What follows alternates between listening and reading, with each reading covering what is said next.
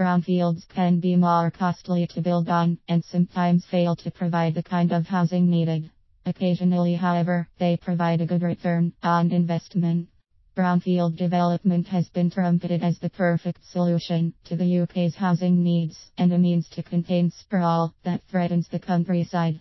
So why have the country's home builders delivered so little on these sites? Since 1998, the government's target was for 60% of all new residential developments to be built on brownfield land. A 2006 statement, Planning Policy Statement 3, PPS 3, reiterated that goal, with renewed pressure on local planning authorities to actively incorporate brownfields into local plans.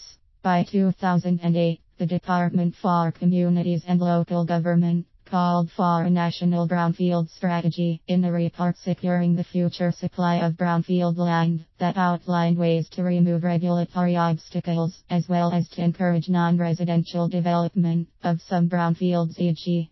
use the land for green spaces, nature conservation and flood mitigation, but not homes. While more of a concept than law, developers and planning authorities alike regarded it as an established target. Some brownfield sites are in development on a significant scale. The Avonmouth and Severnside development in the Bristol City region, largely a job-producing enterprise area with some residences, is said to be the largest brownfield development in Western Europe.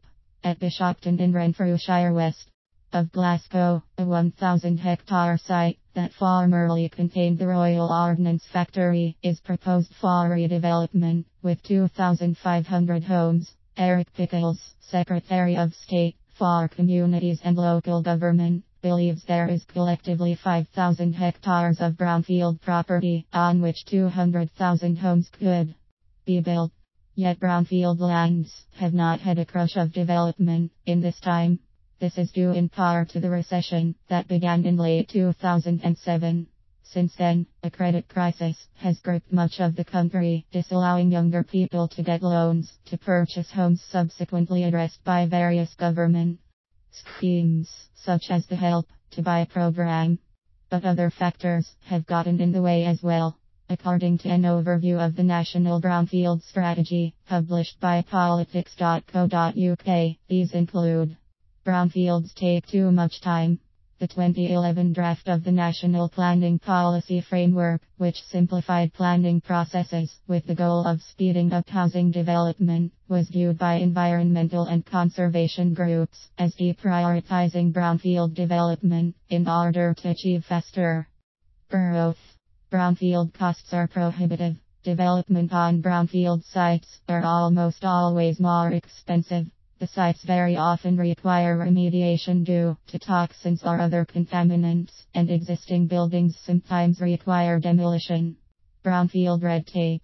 Site preparation not only costs money, but also time in obtaining necessary permissions.